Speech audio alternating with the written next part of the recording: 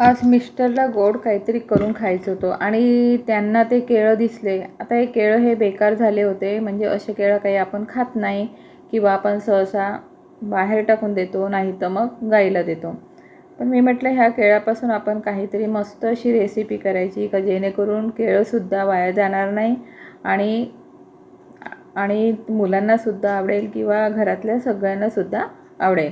मग मी काय केले, त्या केळाची साल काढून टाकलेली आहे. चांगले केळं घेतले आणि 2च केळं मी घेतलेले आहे आणि त्याला चमच्याच्या साहाय्याने किंवा तुम्ही मिक्सरमध्ये सुद्धा त्याला बारीक करू शकता. आता मी छान मस्त प्लेन करून घेतलेले आहे आणि त्यामध्ये मी गव्हाचं पीठ वापरलेलं आहे. सुरुवातीला मी 1 वाटीच गव्हाचं पीठ टाकलं. तुम्ही मैद्याचा सुद्धा वापर करू शकता आणि पाऊण वाटी आपल्याला त्यामध्ये साखर टाकायची आहे. साखर आपल्याला बारीक करून टाकायची आहे आणि दोन्ही आपल्याला मिक्स करून टाकायचं आहे. जर आपल्याला लागेल ना तर मी परत त्यामध्ये गव्हाचं पीठ टाकणार आहे. एकदम आपल्याला गव्हाचं पीठ टाकायचं नाही आहे, थोडं टाकायचं. परत मी त्यामध्ये गव्हाचं पीठ टाकलेलं आहे आणि मस्त मिक्स केलेलं आहे. म्हणजे कमीत कमी मी कमी जास्त त्यामध्ये 2 वाटी गव्हाचं पीठ वापरलेलं आहे आणि पूर्ण मिश्रण हाताने एकसारखं मिक्स करून घ्यायचं. आता त्यामध्ये आपल्याला पाण्याचा वापर मुळीच करायचा नाही. जसं जसं साखर आणि केळ्याचं मिश्रण होते तसं तसं ते पातळ होऊ शकते आणि नंतर आपल्याला घट्टसर असा करून घ्यायचा आहे.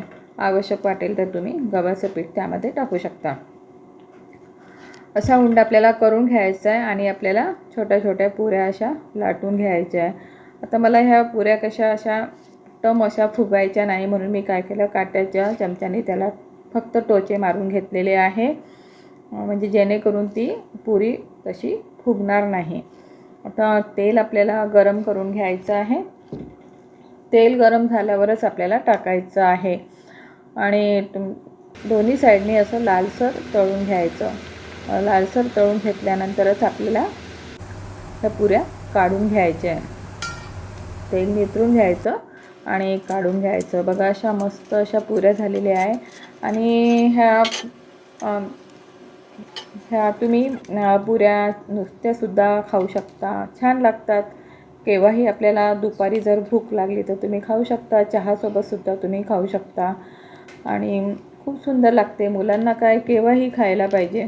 आता उन्हाळ्याच्या सुट्ट्या लागल्या आहे आणि मुलांना कसं दुपारी भूक लागतेच, म्हणून जर तुमच्याकडे जर असे केळं असेल तर तुम्ही याच्या अशा पुऱ्या करू शकता. आणि व्हिडिओला जर आवडला असेल तर लाईक करा, शेअर करा. मस्त खा, आनंदी राहा. धन्यवाद.